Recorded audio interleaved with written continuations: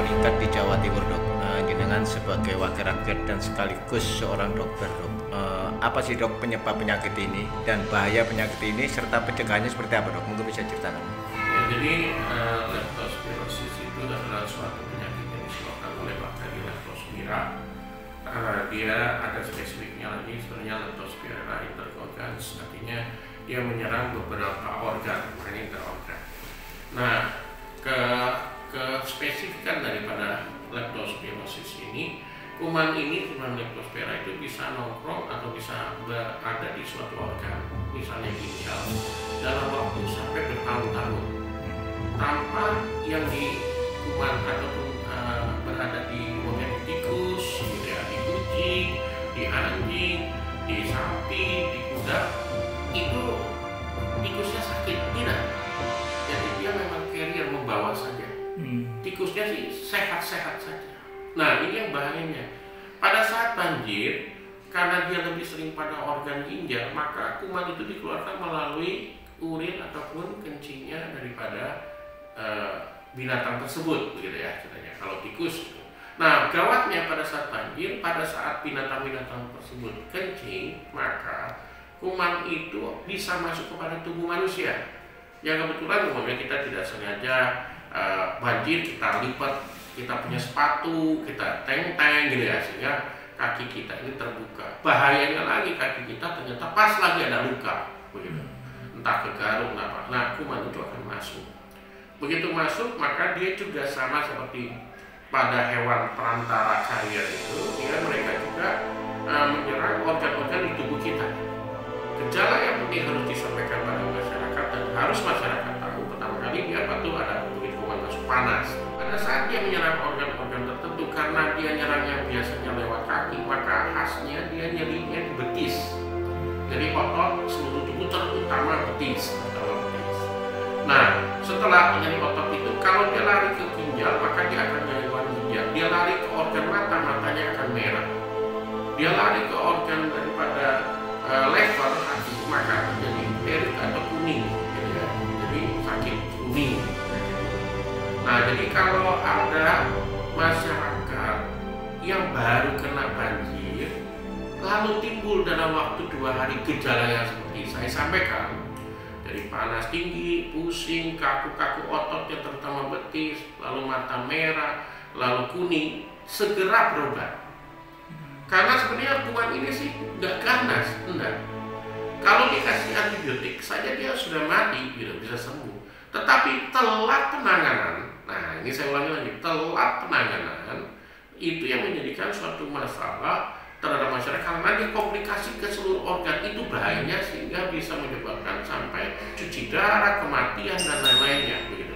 Dia menyerang otak juga bisa terjadi, begitu.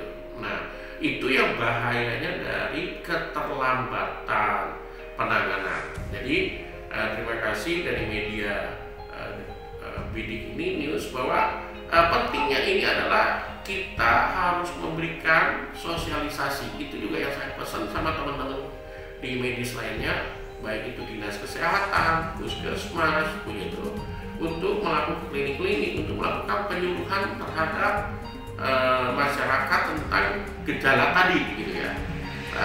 Bila Anda kena banjir, lalu ada gejala ini, pikirkan salah satu kemungkinan, yaitu leptospirosis, gitu. Sehingga dengan demikian cepat ditangani, gitu. Takut saya, padahal kita tahu di Jawa Timur ini sudah mulai masuk wabah itu, jadi masuk wabah ini artinya.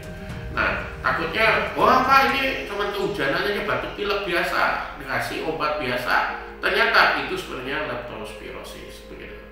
Nah, jadi kalau ada yang perlu sebenarnya sesuatu, bisa ke klinik kami atau rumah sakit kami atau konsultasi. Tapi yang penting yang tadi saya sampaikan, gejala itu kalau timbul setelah banjir, pikirkanlah kemungkinan itu leptospirosis. Artinya penyakit ini ditularkan dari hewan ya, Dok, ya? Ya, betul. Jadi oleh bakteri yang menumpang pada hewan. Nah, hewan yang paling sering itu tikus, begitu. Sehingga disebutnya penyakit dari kencing tikus bahasanya. Ada juga disebut penyakit dampak dari banjir, gitu. Nah, kenapa? Karena yang tadi saya bilang, kuman itu bisa bertahun-tahun dalam organ ginjal hewan-hewan tersebut tanpa hewannya sakit. Nah itu kan yang disebut carrier, jadi dia bawa kemana-mana tapi dia sendiri gak sakit. Nah pipis itu yang berbahaya, urin atau kencing daripada tikus itu yang masuk ke manusia, begitu. Dari manusia ke manusia bisa menular apa nih, Dok? Sebenarnya bisa, kalau dia sampai pada organ ginjalnya dan organnya kencingnya itu juga masuk, menurut dia kencing sembarangan. Makanya untuk pencegahan ini kembali seperti COVID, tetap jaga kebersihan kita. Dari banjir itu kita kena hujan-hujan, mandi, bilas tubuh kita, begitu katanya. Kalau ada luka, hati-hati pada saat ada banjir-banjir, gitu kan katanya. Nah, jadi jaga kebersihan, cuci tangan, cuci kaki pada saat mandi, pada saat setelah terjadi musim hujan ini. Ini kan masih musim hujan, jadi kita jangan hanya terfokus pada DHF, demam berdarah pada saat musim hujan, tapi kita pikirkan juga itu leptospirosis. Dok, jenengan sebagai wakil rakyat, Dok, Dinas Kesehatan seperti apa, Dok?